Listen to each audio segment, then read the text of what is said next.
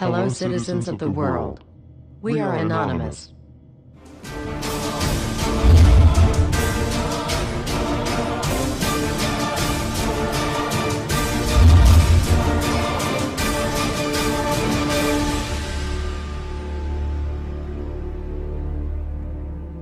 Dear brothers and sisters, now is the time to open your eyes. In a stunning move that has civil libertarians stuttering with disbelief, the U.S. Senate has just passed a bill that effectively ends the Bill of Rights in America.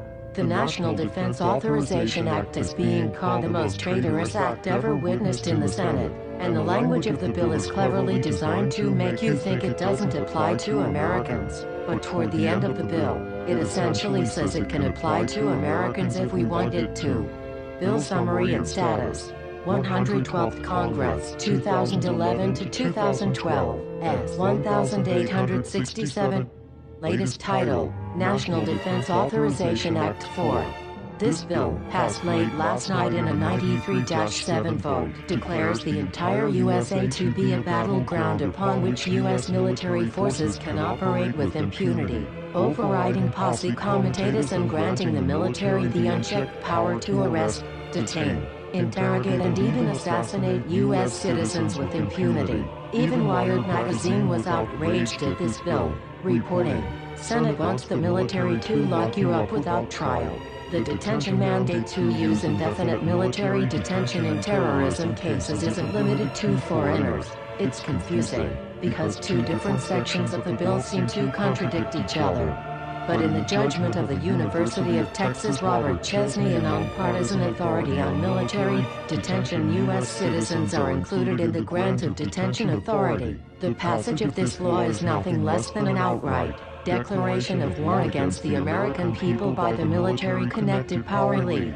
If this is signed into law, it will shred the remaining tenets of the Bill of Rights and unleash upon America a total military dictatorship, complete with secret arrests, secret prisons, unlawful interrogations, indefinite detainment without ever being charged with a crime, the torture of Americans and even the legitimate assassination of U.S. citizens right here on American soil. If you have not yet woken up to the reality of the police state we've been warning you about, I hope you realize we are fast running out of time.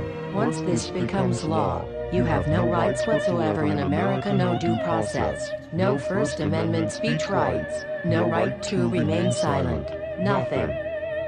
The U.S. Senate does not want us to speak. I suspect even now orders are being shouted into telephones and men with guns will soon be on their way. Why? Because while the truncheon may be used in lieu of conversation, words will always retain their power. Words offer the means to meaning and for those who will listen, the enunciation of truth.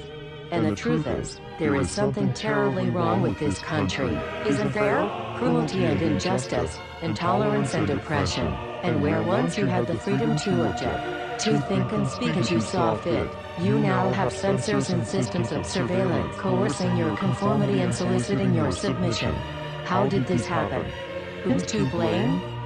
Well, certainly there are those who are more responsible than others, and they will be held accountable.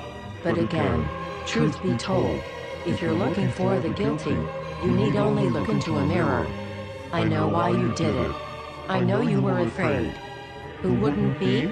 War, terror, disease. There were a myriad of problems which conspired to corrupt your reason and rob you of your common sense. Fear got the best of you, and in your panic, you turned to the now president in command, Barack Obama. He promised you order. He promised you peace.